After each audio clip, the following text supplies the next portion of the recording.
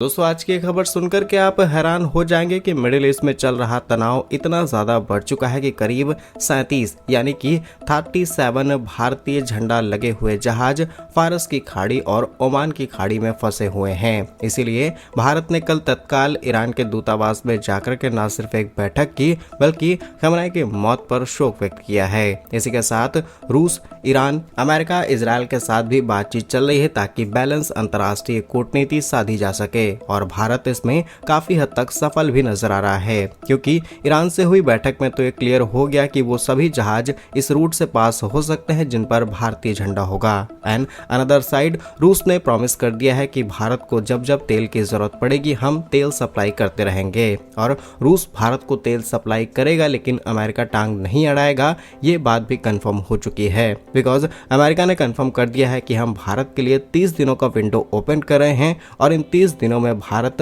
रूस से जैसे चाहे वैसे तेल खरीद सकता है। यानी कि भारत की एनर्जी सिक्योरिटी को रिस्क में न डालते हुए अमेरिका ने ये क्लियर किया है और ये क्लियर मैसेज है कि ये युद्ध और ज्यादा खींचने वाला है। लेकिन घूम फिर के सवाल वहीं पर आता है कि जो भारतीय जहाज फंसे हुए हैं उन्हें कैसे निकाला जाए। आइए जानते हैं आज के इस वीडियो में क्या कुछ चल रहा है मिडिल ईस्ट में और भारत के लिए कौन कौन से नए चैलेंज आ सकते हैं। यदि आपको हमारा यह काम पसंद आए वीडियो को लाइक और चैनल को सब्सक्राइब जरूर कीजिएगा। दरअसल इस समय 37 भारतीय ध्वज वाले जहाज फारस की खाड़ी और ओमान की खाड़ी में फंसे हुए हैं। हॉर्मुज की खाड़ी यानी स्ट्रेट ऑफ हॉर्मुज बंद हो चुकी है और हमारे जाबाज नाविक रिहाई का इंतजार कर रहे हैं, क्योंकि इस भीषण युद्ध के बीच इन शिपों पर 1109 भारतीय नाविक तैनात हैं। 3 मार्च 2026 तक के आधिकारिक रिपोर्ट्स के अनुसार जो आंकड़े सामने निकल के आए ये चिंताजनक है। दरअसल ईरान ने हॉर्मुज जल रूट को ब्लॉक कर दिया है, जिस कारण भारतीय जहाज ना तो अंदर जा पा रहे हैं और ना ही वहां से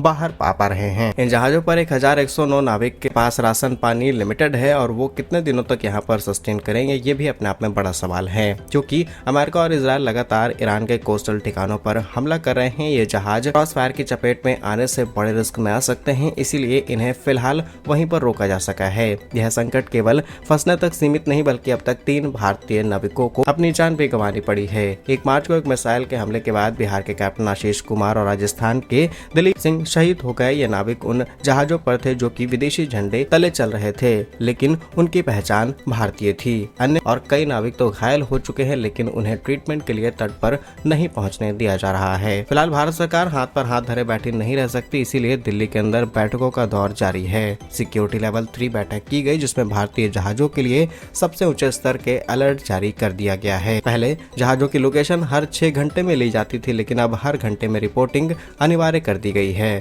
थर्ड इज शिपिंग मंत्रालय ने एक स्पेशल टीम बनाई है जो कि सीधे उन 37 जहाजों के कैप्टनों से संपर्क में है जो कि इस मुसीबत में फंसे हुए हैं। भारतीय नौसेना की युद्धपोत ओमान की खाड़ी के पास स्टैंड बाय पर है ताकि जरूरत पड़ने पर ऑपरेशन गंगा जैसे और कोई बड़ा रेस्क्यू मिशन जारी किया जा सके। और इधर जो उनकी फैमिलीज हैं इंडिया में, उन्होंने सरकार पर प्रेशर बढ़ाना शुरू कर दिया है कि आखिर कैसे इस मैटर को सॉल्व किया सकता है और सरकार पर दबाव है, इसलिए सरकार को ये इमीडिएट एक्शन लेने पड़े। फिलहाल कल भारत और ईरान के दूतावास में हुई बैठक के बाद और शोक व्यक्त करने के बाद ये चीज क्लियर हो चुकी है कि वो सारे जहाज जिन पर भारतीय झंडे हैं वो इस रूट से आसानी से पास हो सकते हैं, इनको किसी भी तरीके की दिक्कत नहीं होगी।